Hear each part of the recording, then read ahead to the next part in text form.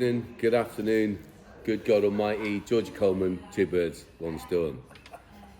Today, we are at the S.H.O.P, the Social Hub of Positivity. It's going to be a three-way thing, okay? For all you people out there who like the number 3, 3 is the magic number.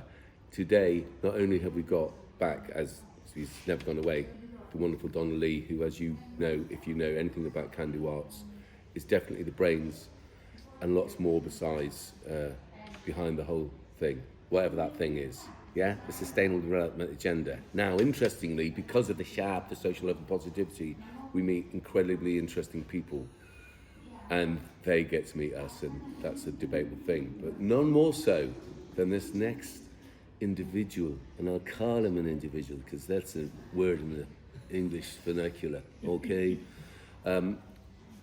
Who came into the shop, and then when I got to talk to this inspirational person, I was sort of blown over, and we've kept in contact since. And this is actually the inaugural meeting of Robert Barnard-Weston meeting the wonderful Donna Lee.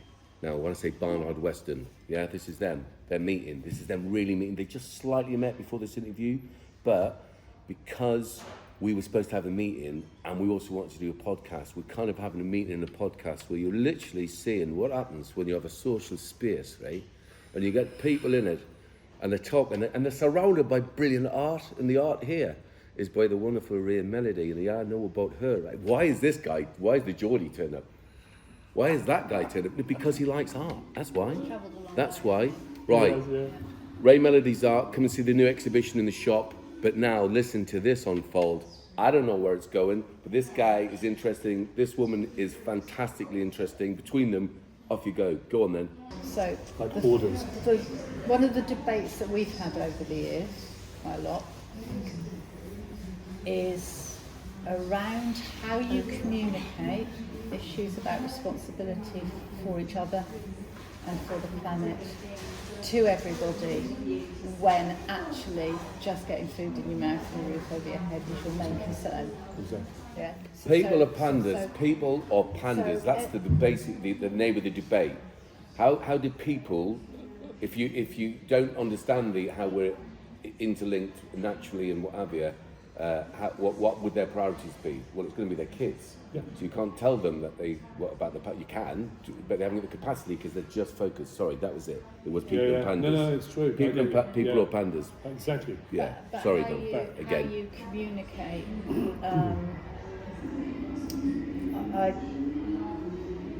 I remember writing a thing years and years ago.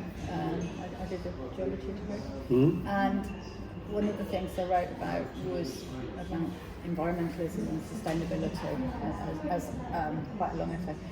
And one of the things that somebody said to me was, yes, the people within the environmental and sustainable movement are already the people who've had the opportunities afforded them by the people who don't have those things. So they've had the chance to breathe and think about those issues and try and do something. So essentially what he was saying was that there's a sort of class issue here and a language issue here and an education issue here, that means that some opportunity, access to opportunity, that some people are standing on the shoulders of people who've done a lot of hard work to enable people to be able to think about those things. Absolutely. So I think it's kind of fascinating. So it kind of brings it round, all the education bit, all the understanding, all the communication, opportunity, understanding something about where people come from without making assumptions as well. Without making assumptions, I mean, so there's a Toltec shaman by the name of Don Miguel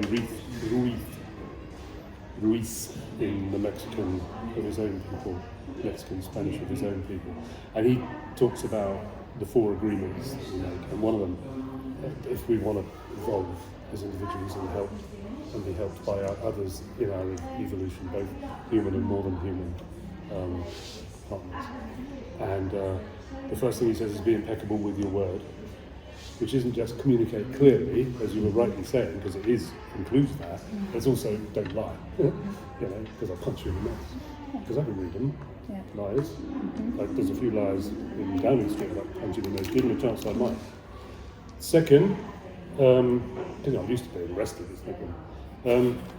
Second one is make Don't no try that assumptions. at home. Make no assumptions. So don't lie. Don't lie. So be impeccable make no with your assumptions. words, make no assumptions, take nothing personally. Yeah. Because when somebody punches you in the nose, it's probably their problem. You know, they're being, Yeah. they're Yeah. just. Can I use the F-bomb? They're probably flipped up. I have Yes. to say that in front of my grandchildren. You say flip, Yeah, schmidt, yeah. and there's even naughtier ones I won't even go. Wow. So anyway, so they're probably flipped up. You know, they punched you in the nose, but it's their problem, not yours. Yeah. You know, you're just an innocent bystander, probably, unless you've made it happen in some, Yeah. you know, irritating way. In which case, it's a collaborative endeavour, right? And there's gain to be had from it, like all everything. And then the final one is do your best. Right? So be impeccable with your word, make no assumptions, take nothing personally, and do your best. And if you find out, it's at the beginning of that book I was whittling on about just now. You can't go far wrong, actually, and that's the the Mexican Toltec shamans. They call them naguals, but they're shamans, naguales. So isn't it interesting how a number of us, for whatever reason, go through life doing the complete opposite of those things? Yeah. In that we're driven by our personal, our sense of ourselves. I mean, our ego gets in the way of not taking anything personally, so we take everything personally. Yeah. That person looked at me like that, that person said that because they're up to no good, or they want to, they want to do this or whatever. Yeah. So we doubt, we lie because we've done something, and the cognitive dissonance in our hearts means that we have to justify stuff to ourselves and everyone else, so we lie.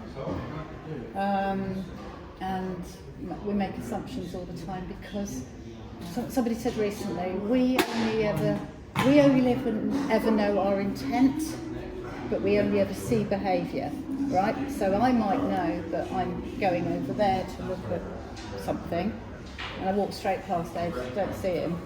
Yeah, And he he takes thinks, offence. why is she pissed off with me? No, Yeah, because he's a saint, so you wouldn't. So Oh, my Lord. Not, you know. When I but say Lord, but I don't know which that's- Lord, that's the Lord a- of that's a- Dad. You know, that's a little example, but we own. Yeah, So, that's what happens. So you're it's a right. wonder that you can sort of go back and actually there's this really sound thing with those things you can't go far wrong. If you do that, Exactly, you it's won't go so far wrong. simple. But we do trip ourselves up all the time by doing the opposite. Yeah. Because of our context, of our understanding of our upbringings, of our environment, of whatever's around us. Yeah, and the ego thing, as you say, Yeah. you know, because it's the ego that's kind of like, that's offended me, or you did that because, or you didn't do that because, and we make it all about ourselves. Yeah. And it's not, of course, because those people haven't even noticed me. Yes. So yeah. the fact Yes. that they did something that I chose to be offended at, and I didn't even know I existed, Yeah. is my problem. Yeah. And what do we do when we don't feel important? Aggrandize, Yeah, try and absolutely. belittle others to make us Yes. feel better. Yeah. I saw a picture of my dad, bless him. I loved my parents so much. You know that I don't do religion, but the Ten Commandments about the bits in the Ten Commandments about honour thy mother and thy father. My mother did more favours for me than I can ever describe, let alone fully give thanks for. And my dad too. But one of the things which was interesting was he tended to be a belittler, right? And one day I saw a picture of him when he was about 3, and he's walking along Brighton seafront holding hands with Mum, and his mum's like 6-footer. She was scary. She wasn't an extra large, but she was a medium, and so she could see the future, and she used it well. And she was 6 foot and very, very scary indeed. So my dad's this big, his mum's that big, his dad's even taller, and his brother's a Royal Marine, right, because he was born years. My dad was a sort of accident, an afterthought that came much later. So I looked at this picture and thought, of course he belittles everybody, because he always felt so small, because he was surrounded by mum, dad and brother who were all super capable giants. One was a famous medium, and she was celebrated as being a very more than merely ordinary medium. She was extra large in the medium world. And his dad was, an accountant. Not like, he was a middle manager sort of accountant, but he was quite, they were relatively prosperous by the standards of the local community. And his brother was a Royal Marine. So no wonder he felt small. So he would tell us how many failings we had all the time, and how we would never make anything of ourselves. Brilliant. And I was like, you Dad, I'm going to do it. Oh, I used the F-bomb, sorry. And so my response to that was, you're wrong, man. I am going to make something of myself. Yeah. And I'm going to do something with this education that I've got by virtue of being an angry little prick. And after I'd learned lots of stuff about how the world works, I began to say, okay, well, how do we make it? And when I became a dad, actually was the turning point. So I then suddenly thought, I had this imagined conversation with my soon-to-be-born first child. Got quite a few kids. They're all adults now.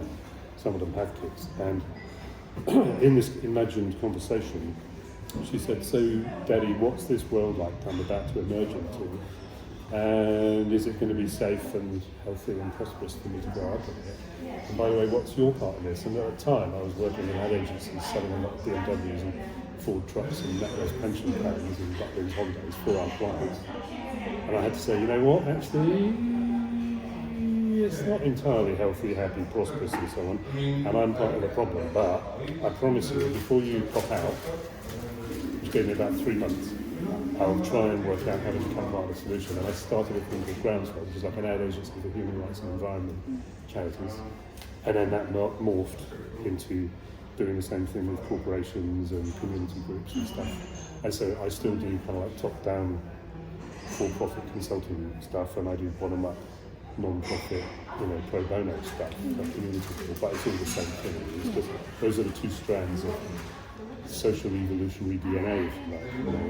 That's the way I see it. Which is why when I walked in here, I just thought this is LOCAP, which is the name of my non-profit bottom-up change thing.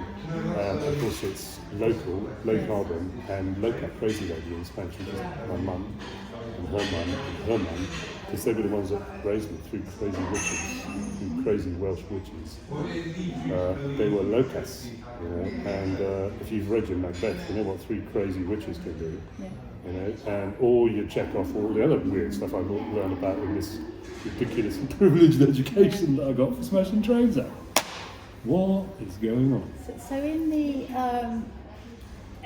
the sort of advising and supporting, as you said, sort of well through its not-profit organisations and also top-down sort of. It's called Robin Hooding. How does that in practical terms work? Are you advising people who are seeking to do some community work or to set up not-for-profits, and are you advising on sort of governance and structure, or the dynamics of the people doing it, or the actual delivery of whatever they're doing? How does it, or right across the board and sort of? It is actually, you've actually nailed most of the key disciplines. So the way it works, and it's taken me a long, because I've been doing this since '89 when I became a dad. So that's like, I always know how long I've been doing this stuff rather than playing. Explicit. I've always got a problem. Ask anybody who knows. I became a parent in '89 too. You did? Yeah. Good year, '89. You brought down the Berlin Wall. May. July, so 3 months apart. Nice. The kids ought to meet me, I'll tell you. This one, the one in question, is about to drop twin boys, so the world is going to tremble. I'll tell you, when that one drops twin boys, she is a force to be reckoned with, as are her sisters and brothers, I'll tell you. Because again, I'm pausing briefly just on that, because I've got this privileged education, I was able to educate my own kids in the same way I was educated, because I can charge Unilever and Barclays Bank $2,500 a day to go and help them become more sustainable, and then pay some of it to educate my own kids in the same way I was educated, so they can be a force for change, because they have the means to articulate their ideas and their anger and their differences, but also do pro bono work themselves, if you see what I mean. But at the same time, I can also, without having to start when my kids start, do lots of voluntary work in the community. I've written an article about this, which I can point you at. It's on LinkedIn. If anybody wants to see it, it's under Robert Barnard-Weston, and it's called Community Climate Clubs Resist the Best Approach to Remediating Climate Change Problems that nobody's ever heard of. And it's about voluntary work in communities that we've been doing. It's dead easy. Look around you, this place rocks. People doing good stuff because it's good stuff rather than because it makes them good money, but it can make them good money as well. People will be paying like 25 grand for that, for a start. But I know she does it as pro bono. Well, if you're offering 25 grand, Robert, as part of a settlement, should we crowdfund it? Let's crowdfund it. We can do it this afternoon. Yeah, do it. Yeah, 25 grand. It's 25 grand. Oh, it's brilliant. I love this stuff. Priceless. Yeah.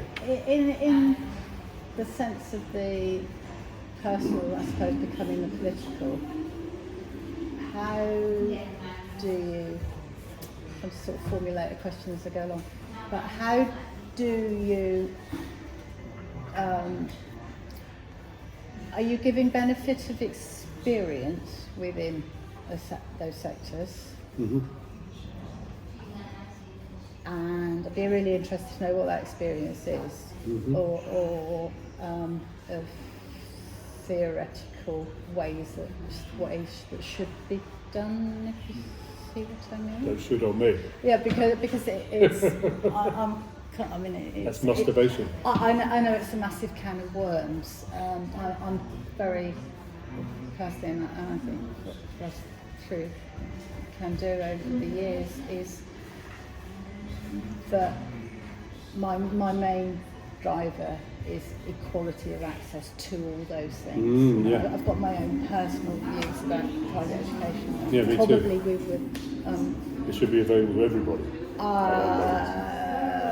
You shouldn't. You're not allowed to do anything. You're not allowed to pay for tutoring. You're not allowed to. No, that's what I mean. That level of education should be free for everybody. Yeah, and the only I couldn't way. afford to educate everybody. I That's suppose what I had to do with my I family. suppose, and the way to do that is pay hefty taxes and Yeah. change the world. But anyway. Or don't have a don't society have a based on society- money. Don't have a Exactly. society Capitalism, based on that's money. what destroyed us. Absolutely. So And don't I have say society based on destroy money. people, destroyed. So those. So UBI, Universal Basic Income, and everyone can do what they want to do. So That's what coming we're back trying get. to those sort of experiences, so the things that you have done and been involved in, you told me something about Farmers markets. Yeah, we did that. various things like that. So, Well, explain that, because that in itself tell is, us all about those things. because that's, That'd be really tell interesting. these people out there, I know about it, you tell these good people out there. It was fun. It was one of the best. Apart from the children, that's one of my proudest moments. Was I walked into the first farmers market. It's not the first. The BBC said, "Oh, you started a movement. You're an innovator." I'm like, no, it's always been done like this until capitalism came along and actually turned food into a profit engine rather than a feeding and nurturing engine. So anyway, since we were thrown out of the Garden of Eden, there have been big corporations doing food and everything else. So they were ratcheting the price paid to family farms down and down and down. I'm talking about the big, let's name names, the Tesco's, the Morrisons, the Sainsbury's. I was at school with the recently retired chairman, for reasons above discussed.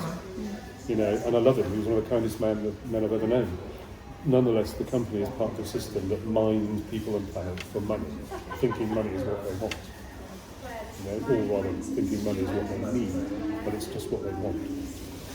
So long story short, I said, how are we going to, a lot of the kids I was at school with, privileged though most of them were sons of farmers. It was in the Cotswolds, it was an agricultural community. The Royal Agricultural College was just down the road in Cirencester, and I spent quite a lot of time on my friends' farms during half terms and exits and holidays because I didn't want to go home because it was too scared. So being a boarder was great. I left home basically then. I was only 11, but I was gone. And so long story short, I like farmers, and I like farms, and I like food, and I like people not using it to exploit people and planet. So I said, let's get the farmers empowered. So I figured out from spending all our summers in the Ojai Valley of Southern California, for various reasons I won't bore you with now, that actually these guys have farmers markets. They never forgot farmers markets because all the immigrants from Europe and everywhere else still did farmers markets when they went to America. And so they had continued with them all along. And I used to go into these farmers markets, local bands, it's like walking in here actually, local bands, local people shooting movies, local people having conversations over local cups of whatever they're drinking, and selling food they've grown. And say, hey, what do you, these herbs look interesting. Never heard, what is that herb? And they were like, okay, it's been grown by my family for generations. My grandma's over there, she picked it this morning. She planted it last summer. She's got recipes that her grandma taught her before we were even born. So ask her, she'll tell you. I'm like, you don't get this in Sainsbury's, so let's have it in England. So I came back up to Bath, started 3 years of lobbying the local council in Bath to get a farmers market there, found a junior by the name of Pat Tuck, who was a Canadian lady who was in charge of what they called Local Agenda 21. Oh, I remember that. That's why Yeah? we set this up. That's why we set it up. It was, oh, well, good, because that's part of the reason we did this. And long story short, Pat actually and I, while we're trying to get the council's heads around and the bureaucracy sorted around health and safety and all that, around the idea of a farmers market, which took 3 years, Pat and I got on with Apple Day, which was celebrating local distinctiveness with the Common Ground non-profit, a charity called Common Ground. So lots of local, apple recipes and apple varieties, and we've given away Beauty of Bath trees to people who came along and helped us to plant an orchard and all that, mapping the orchards in Bath, lots of apple stuff. Long story short, that became the Farmers Market Group, and Pat and I were able to bring in much more sensible people than I am. And the first farmer, we had 3 pilot days. Day 1 I walked in, I'd already said to the WI ladies, because I wanted them involved, they know about local produce, local value-added products made from local ingredients since World War I.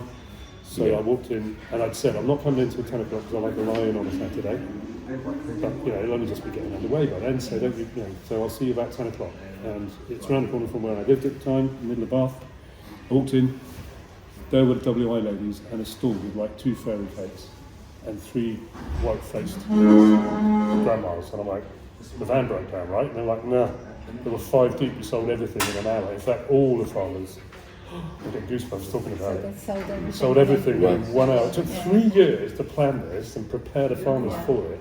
We got full retail at premium price from the well-heeled of Bath to fund farmers who are being bankrupted by the food retail industry, right? In the most unsustainable of industries you can ever imagine.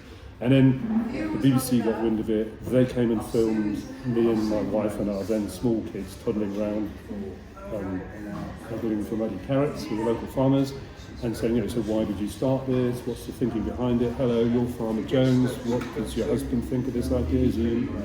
And on it went like that. And then the documentary, of which that bit was a part, triggered 530 odd more farmers markets, which spread out. And then the food programme, also from the BBC, called up and said, you started a national movement. And I'm like, no, you lot at the BBC did that. We just started one market.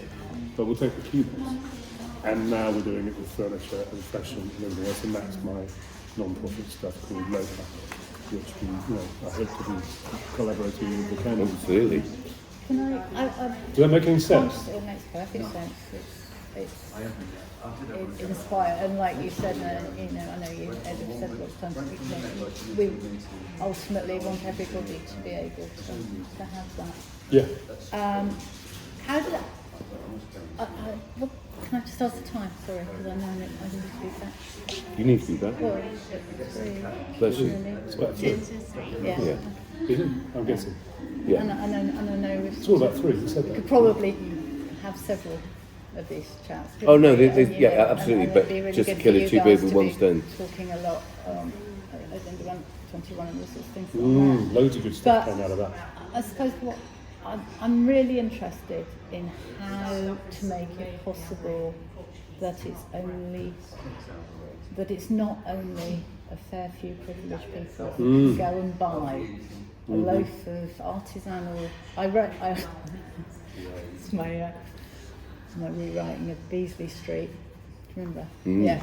So Go on. it's, Beasley I'm not- Street. I rewrote. He's gone Yorkshire. No, I rewrote. Yeah. Nice one, Georgie Coleman. Sorry. Cheers. See you. The idea of paying £3.20 for a loaf of artisanal bread, I know. Cheap at half the price. right, is beyond Cheap at twice most the price. people. Exactly. It's Cheap beyond at half the most price. people Expensive at alongside half the paying, price. 25p for an apple or I whatever know. else. How do you change enough of the world to make good food? I mean, George Orwell said a lot about if you keep poor people badly fed, they won't up. Yeah, absolutely. And there's still a truth in that. Yeah, absolutely. And there's an elitism, an apparent elitism, whether it's real or not, No, it is real. around really nice food and there people's is. access to it. And farmers markets are wonderful for farmers and small for yummy mummies and daddies. and people are developing much smaller scale farms and all sorts of things. Really positive things are happening. Maya's sat here, and when we've been in Croatia, you go to a market. Obviously, all markets are farmers' market. Obviously, the person from down the road has brought a massive amount of stuff in, and it's, well, you know, it's kind of a life that is what you would hope it would be, that cheaper food and good food is accessible to everybody. Yeah. So I am intrigued how that movement moves forwards, so that it's not elitism, that there's also the means of production, that there's enough of that for everybody, there's enough of that for everybody. Yeah, absolutely. Because small What about batch. county farms? It costs loads to make cheese. It costs loads to make cheese. Don't make it. Don't make cheese. It costs lots to make lots of things. I mean, I'm sorry, cheese is just an example, but I'm just on about dairy. It costs a lot. It costs a lot to make individual loaves of bread. It takes a lot of time. I know we've got a bakery as well. If you're not going to do that, You've got bakery. at an industrial scale. So there's Thoughtful Bakery in Bath? Yes. That's with me and Duncan blend in. So- I'll tell you something about that in a minute. How you make that To answer your possible? question. I was talking to somebody recently because there's a new shop opened in Wiltshire. I'm not going to name names or In places. Wiltshire? In Wiltshire. I'm not going to name names or places, but they charge quite a lot for a loaf of bread. In Wiltshire, eh? And I was thinking, I know a couple in Bath. what is the minimum you could sell a loaf of really good bread for? Nothing. Yeah. Yeah, it's dead easy. Or minus money. Yeah. Which is what I'm on about, actually. What we want to try and get. There's lots of throwaway comments where people go, I've just recycled this, or I've just used this, or somebody gave me this, or whatever. Yeah, You have to have access to the people that have those things in the first place Yeah, I know. in order to get them. I know. So that's my, I suppose That's that's okay. my thoughts on So- where does it go from here, because those things are fantastic. We want people to have those equality of opportunity and access to good stuff. How do you make that happen given the potential demand yeah. and availability of resources and everything else like that? Okay, so two main things, if I may. I used to teach at Bath University with a Turkish man who used to say to me, "You got it wrong, Rob. You know, this farmers market thing. It's all very well you talking about Robin Hooding. You know, you charge £3.20 for a loaf to a yummy mummy. Who can pay that for a loaf of organic wholemeal?" At Thoughtful Bakery, as well as the farmers market, of course, we used to have the bakery represented at the farmers market. But the same thing, you know, with cheese, with everything. He said in Turkey, where I come from, it goes the other way around. So and I've now got quite a lot of Turkish mates because I went out there to go and find out more about their agricultural economy and their dictatorship. But that's another punch in the nose story. Let's not go there now. So, what the farmers in Turkey do is predominantly agricultural economy, as you know. And in other countries too, obviously. Yeah, I'm sure in Croatia there's lots of that going on too. I hope so. Trying to use some Central and Eastern European models on various foodstuffs right now to empower people who've got no money, no home, no hope, no income, no skills, no education, and could turn that whole thing around with fermented foods, but we'll get onto that another time. So basically, the farmers sell all that they can to the supermarkets, of which there are that many, and get a reasonable amount, because they're not quite as much crowbar. You know, I always think that they're kind of like capitalists are like sharks with 3 rows of inward-facing teeth, and they just grab onto money and won't let go. Get more all the time. It's not like fake sharks, but you know, that's how capitalists are. And when they've sold what they can to the supermarkets, they then take the rest of it to the farmers market, where it's sold at half the price, or a third or a quarter of the price, or free if you're prepared to come and do some weeding, or help do the bale carting like I used to in the summer holidays, rather than going home on farms around us in the Cotswolds. So that's the way the farmers market needs to move. Meantime, things like, so we started Thoughtful Bakery, but the way we do Thoughtful Bakery is we deliberately actually mine the well-heeled in order to help solve some of the inequality and homelessness and poverty problems. So, example, when we started doing Thoughtful Bakery, Duncan, Ed Deedigan and I, which is now 13 years ago, I was offered a chance to put one in every branch of Sainsbury's, and Duncan, I'm not going to tell you what he said because it's not publishable, but we did. And we started growing a lot of our own ingredients and foraging a lot of our own ingredients. And then what began to happen was some homeless people started coming into the shop and saying, hey, there's loads of wild garlic up in the woods. Do you want that? And Duncan's like, yeah, because he's half French, so he really gets all this. He said, we can turn that into wild garlic bread and wild garlic pesto, which I still make to this day. It's gorgeous. You should see some myself. And, but I tell you what, we'll give you a £3.20 loaf of organic wholemeal sourdough every week for a year for 2 carrier bags of that wild garlic, right? It's going to cost us about 50 quid anyway, and to be frank, it's only £1 a loaf to make it, although he's charging £30 or whatever it is for a tray of loaves for a restaurant, like £3.20 for the local yummy mummies and daddies.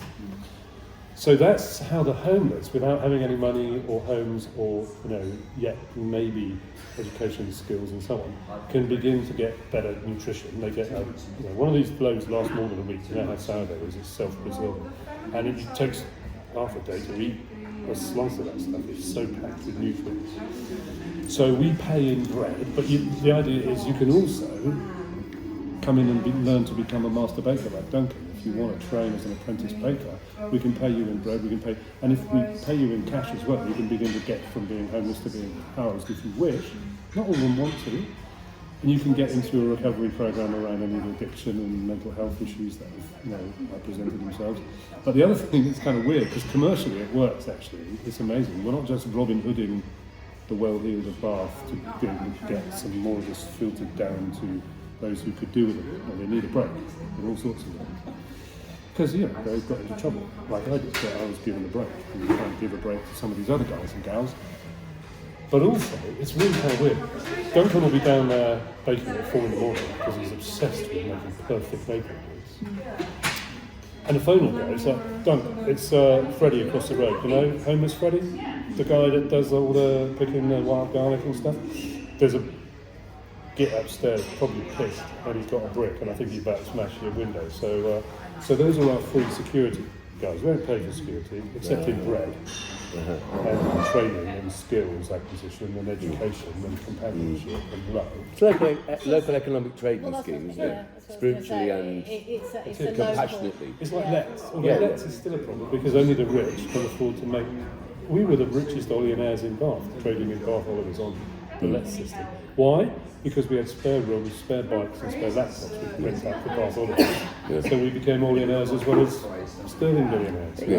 What Ed just said, it's that local bit that's effective on small scales. Yeah, that's what local is about. And those things, it still, I suppose it leaves a wider question on that having a broader impact. But why does it have to? You're not amazed that someone's doing that? It's amazing. Yeah. So for me, I'm saying it's like, wow. Wait a minute. How do we reproduce that? Right. So that's the thing. Don't reinvent the wheel. You asked a question. It's like we're almost having an argument. We're not. What I'm saying is like, no. That's a great. When you've got given all the opportunity, and then a lot of people just take it and run. Oh yeah, absolutely. Coming back to actually help and to lend a hand or to facilitate an opportunity is exactly the counterbalance, I think, to the unbridled greed and blind stupidity of capitalism. And it gives people opportunity to say, this local thing, like you said about your education, there's a local thing happens to one of us, and we pass something on of that to somebody else. So somebody who's benefited from extra bread and housing can go off to another place and start doing their bit. And it's not necessary, that in their mind there's that acknowledgement that somewhere along the line somebody helped out. Yeah. God, if my headmaster hadn't plucked me out of a life of, what Hobbes, as Hobbes the philosopher said, was a nasty, short and brutish life. I would have died of an overdose probably by the time I was like 17. As it was, I ended up going to top universities and doing philosophy degrees and ethical business degrees and teaching at university. I've just been asked by one of the finest universities in the world to be a Swindon. Yes. Actually, well, no. Because you look at this and they're like, okay, so you're a kind of practical, hands-on sort of doer. I always say we don't want do-gooders, we want good doers, and I try and do something useful myself. I'm paying my rent right now while we're doing up our zero carbon retrofit in colour. I'm paying my rent to my in-laws by restoring all our antiques because I was trained at that school to do that, as well as to get into Oxford or Cambridge or Harvard or Yale or any other university I wanted to walk into. Because the school was not only privileged in the sense of being mostly provided to the privileged people who could afford a private education. It was founded in 1920 by the Wills tobacco family, really. There's an ethical industry.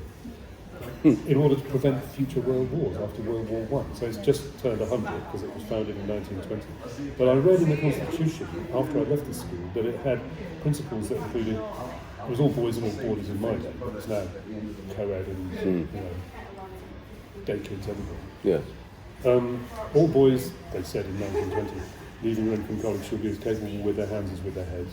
All boys leaving Renton College shall be as comfortable outdoors as indoors. We had over 100 acres of woods, like a few hundred acres of beautiful rolling Cotswold country. Most of the rest of Gloucestershire belonged to the parents of the kids I was at school with, so we could do what we liked as we did. We were feral. It was brilliant. But privileged feral, it's kind of interesting. And I was taught to restore antique furniture. I've got furniture that's been owned by 20 people. That's the best form of recycling I'm aware of. Absolutely. Properly restored and maintained, it will last forever. Same as anything, pretty much. My friend, one of my friends from India, used to say when I was being massaged from head to toe as a baby by my mother, he came from kind of Indian royalty. She used to talk and teach, download the wisdoms like the Mayan Zero Chief ladies did. And she said to me, he said one day, whenever you're S.H.O.P, he's quite famous, he's an amazing guy, I love him, and he's taught me so much. And he said to me and a group of industrialists I brought him in to wake up, he said, my mother used to say to me, and he didn't leave this process until he was like 3 or 4 because he loved it. And a daily massage from Mum, who was like a princess, and they lived in this kind of palace. And she said, S.H.O.P, my boy, whenever you create anything, it should always be beautiful, durable, and useful. And that's I've discovered since a principle that's used. William Morris. William Morris. I photographed exactly, the William Morris quote yesterday in an art gallery on a lovely piece of William Morris art that was reproduced in that gallery. And of course, William Morris and the arts and crafts movement were all around us in the Cotswolds, or had been in the 19th century. And so we were steeped in all that. So I can operate a forge, I can repair an 18th century chair, I can French polish a table, because I was trained to do that.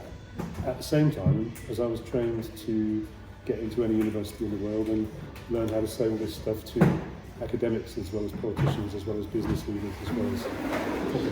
And you, Darling. And you've evidently kind of met and worked along and collaborated with a huge number of people along the way. Of all kinds, yeah. Of all kinds. Do you think you're an ideas person, or do you think you're a doer of the thing once you've had an idea? Well, there's an interesting thing, because And I have to go in a minute. I'll keep it brief then.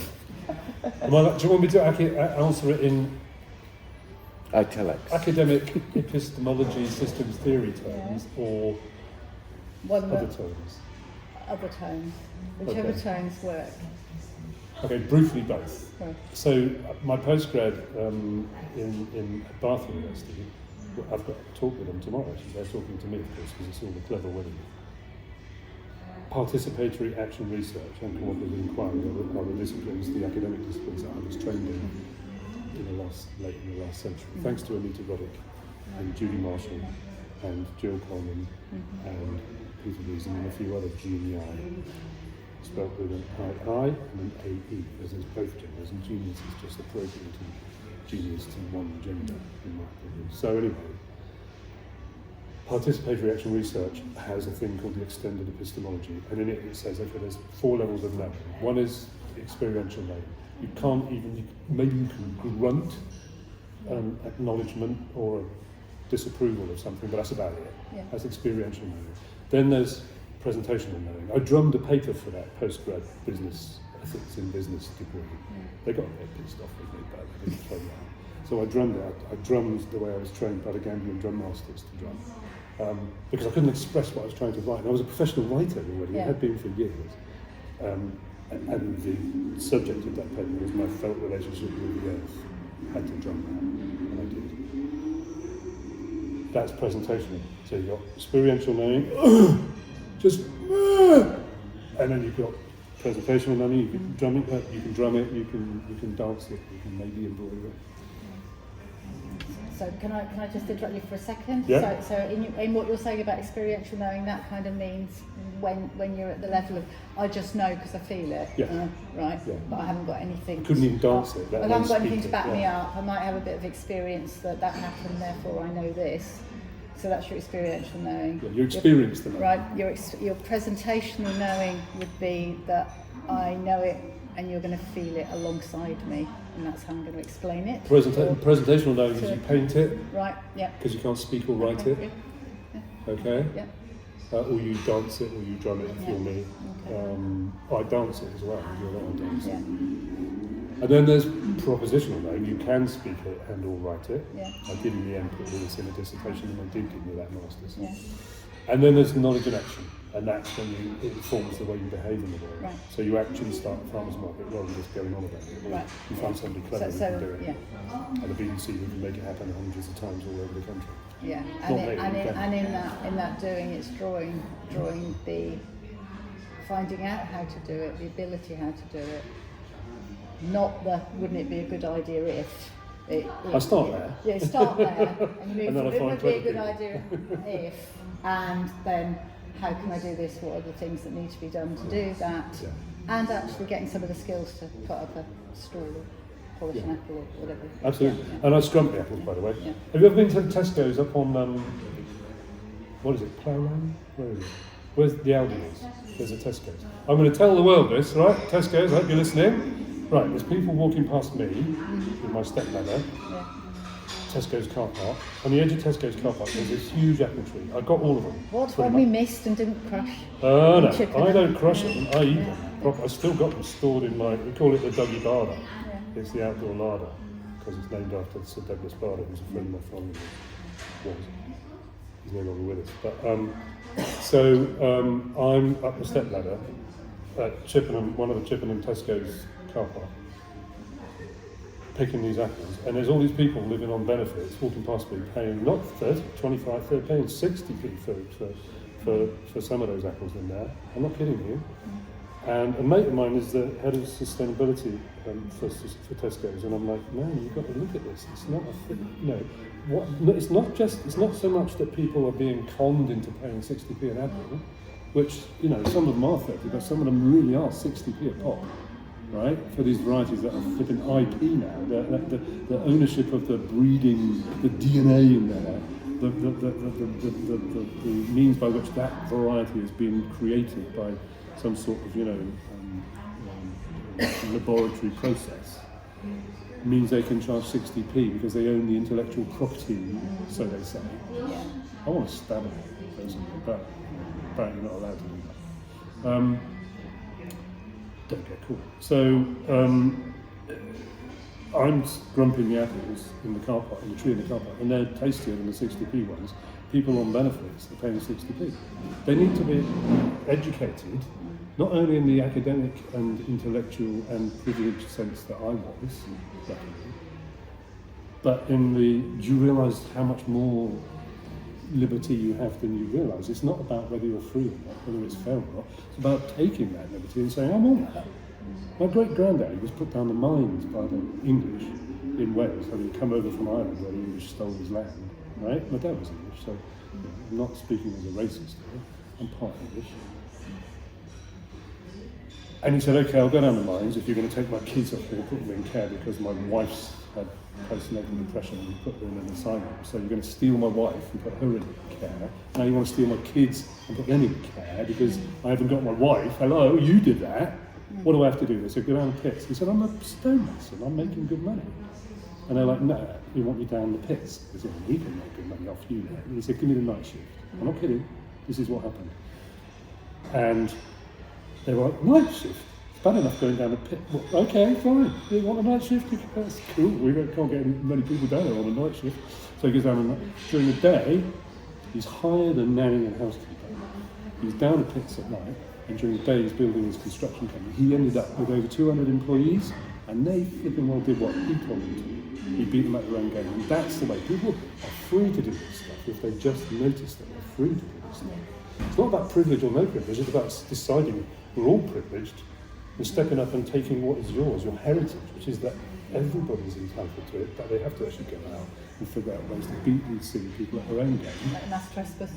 Yeah, there's all sorts of ways, but don't fight against stuff, Yeah, because that's just wasting energy. They've got armies and billions of pounds. Yeah. Don't fight against it. It's like, yeah, I can make you really profitable with my sustainability program. But a lot of them, I'm only $2.5 grand a and a day. lot of the messages we receive. And then I'll give it to somebody who needs it. A lot of the Does that make messages, sense? a lot of the messages we receive, it's not for us, or it's not. Yeah, exactly. We don't believe that. Have you ever seen more lies than come out of Downing Street right now? Oh, on that note, right, we're gonna I need to go. listen. It's Hold on a second. I need to fascinating. talk to you. So, thank you. Okay. Hold a second. So, thank you very much, Robert, Barnard-Weston, Thank you, Robert. Donna Lovely Lee, to meet you. Maya. Thank you. So tune in next week when I don't know what's going on. I don't even know what's going on now, let alone next week.